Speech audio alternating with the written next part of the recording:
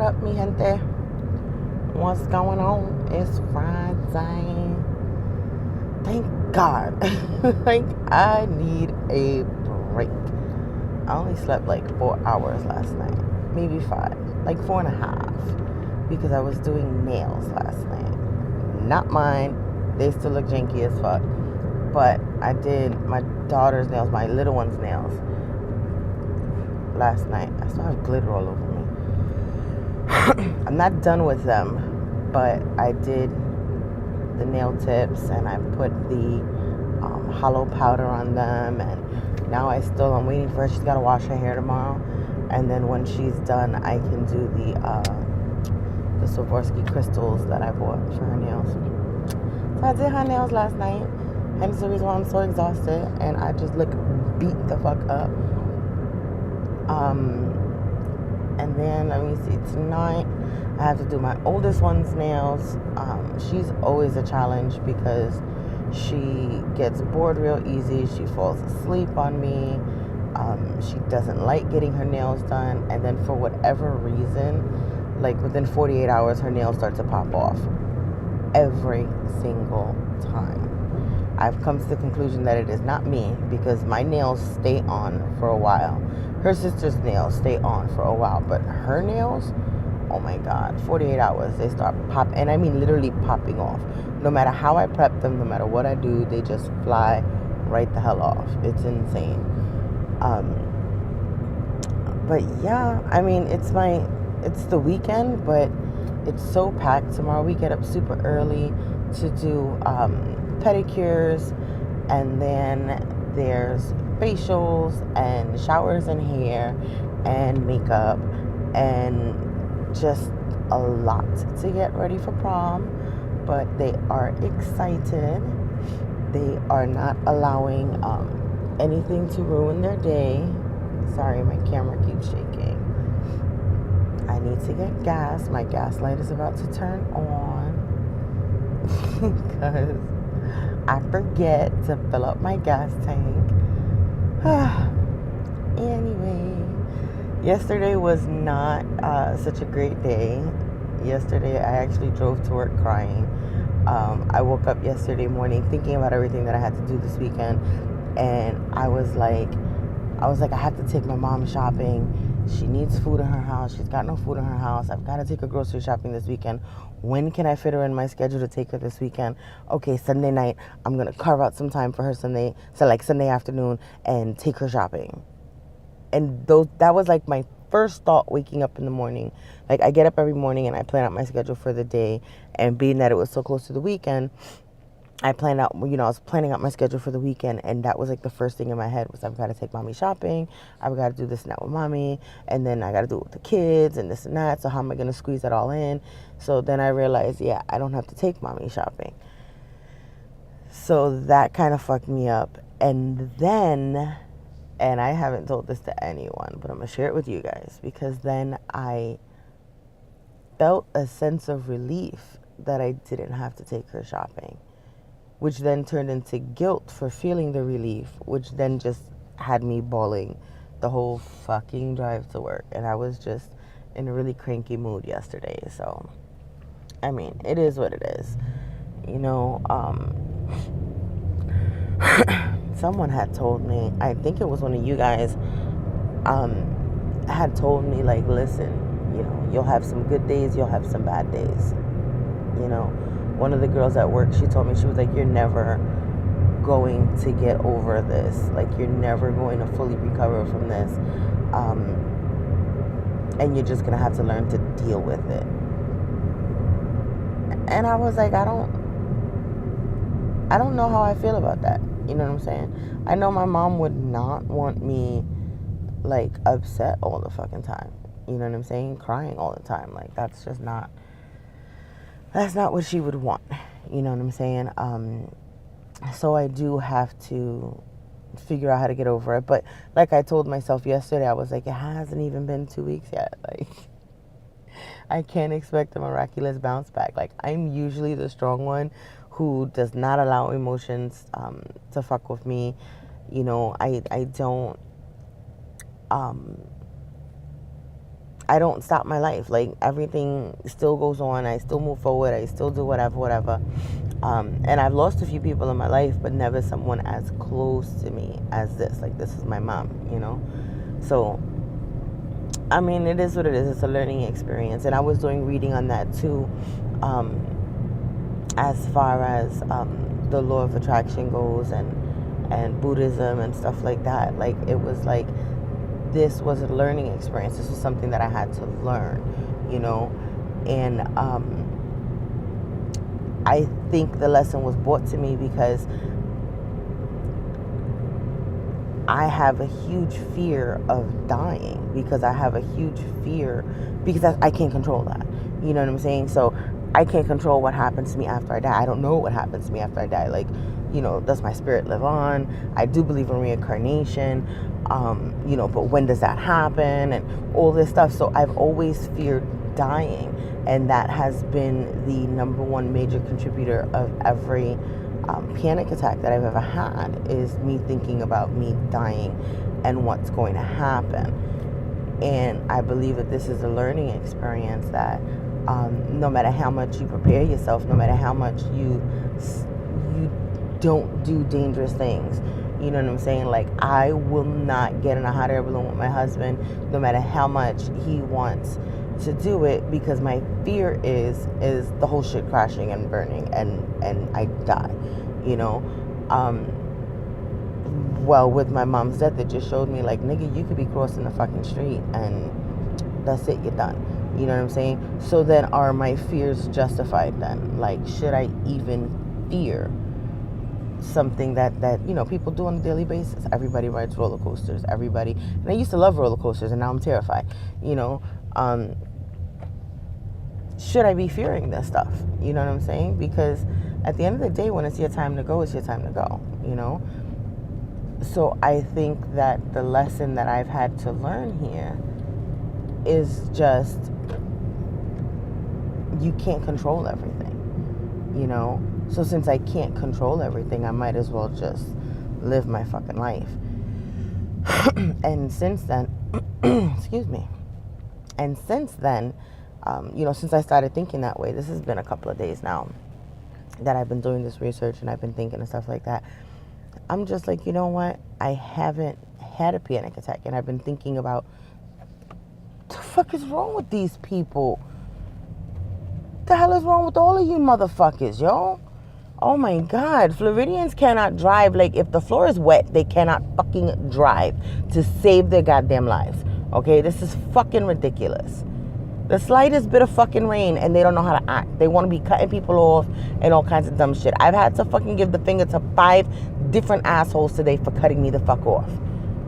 God damn it. Now I look like I have fucking ADD. I was on a fucking roll here saying some really important fucking shit, and these assholes pissed me off. Anyway. I'm so mad at people sometimes. I want to punch them in the face. I forgot what I was saying, but horrible.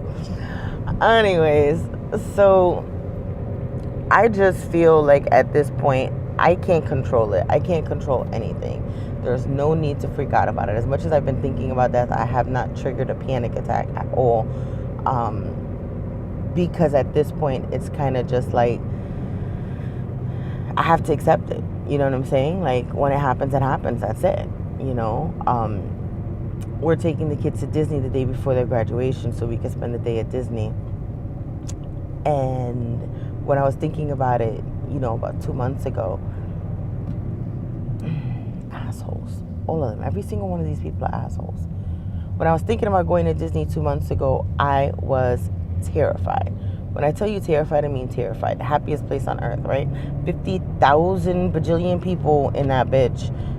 Everybody getting on rides, crammed into fucking teeny tiny seats and shit and all this bullshit. And I was just scared. I was scared to go and be around all those people. I was scared to go and get on these fucking rides. I was just scared. And every time I thought about it, it drove me the fuck insane. And now I'm just like, fuck it, bring it on. Let's do it. Let's get on every goddamn roller coaster we could find. Let's go up to the highest of heights, and I'm terrified of heights, but let's do this. You know what I'm saying? Let's just fucking be, and that's it. You know? So I guess, in essence, what I've learned from my mom's death is just not to be scared anymore. You know what I mean? Like, doesn't make any sense to be terrified. Here we go. Railroad tracks. Y'all ready?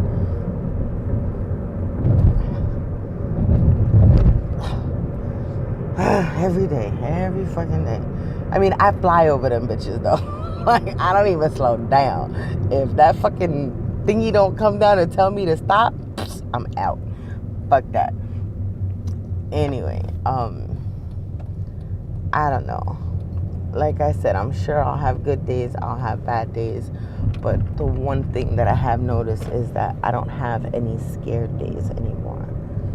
I'm not scared of life anymore. You know what I'm saying? And I know it sounds so cliche, like I value life more now, and blah blah blah. I don't want to sound cliche. I don't want to sound, you know, like every fucking body else who like has, you know, near death experience, even though it wasn't my death. Like, but you know how people are, like, you know, I saw the light, and you know, I've seen God, and I've seen blah blah. Like, that's not me. You feel me? But I'm just trying to learn from this whole thing. You know what I'm saying? Like, I know my family is learning a lot from this, especially when it comes to, you know, arguing amongst each other. Like, sorry guys, you know, it's pointless. You know what I'm saying? We're gonna have our arguments, we're gonna have our disagreements. Like, we don't have to like each other all the fucking time, but guess what? At the end of the day, we still fucking love each other. You know what I'm saying? And we're still fucking family, and I've got to keep true to that shit. You know, I mean, family's always been really important to me, and I've been out of touch with my family for so fucking long that it's just kind of like, you know, my default is fuck them, like whatever. And I'm learning now that I have to change that. You know what I'm saying? Because we've all got kids now. You know, my cousins that I grew up with, like brothers and sisters, like I haven't spoken to in 5-6 years, and we're all in touch now. And I'm looking at them and I'm like, they've got little ones. They've got 4 and 5 and 6-year-olds. You know what I'm saying? My sister's got a 3-year-old, a 6-year-old, and she's pregnant. You know what I'm saying? My brother's got 3 beautiful fucking kids that I don't know. You know what I'm saying? So it's just like, fuck that shit. You know what I'm saying? I don't gotta, you know, talk to my brother and sister every day, even though we do talk every day now. But I don't have to talk to them every day to be a part of their kids' lives. You know what I'm saying? And that's something else that I'm learning from this whole thing. It's just like I used to deal with my mom. There were times with my mom where we didn't talk to each other. We didn't talk to each other for like a year. A whole fucking year I didn't talk to my mom. But my kids were in her house every other weekend. Like, mommy needed money, I gave her money. You know what I'm saying? Maybe she didn't directly ask me for it, but, you know, my sister would tell me, like, you know, they don't have this, they don't have that, or the kids would come home and they'd be like, you know, Nana doesn't have whatever, and I'd look out for her, you know?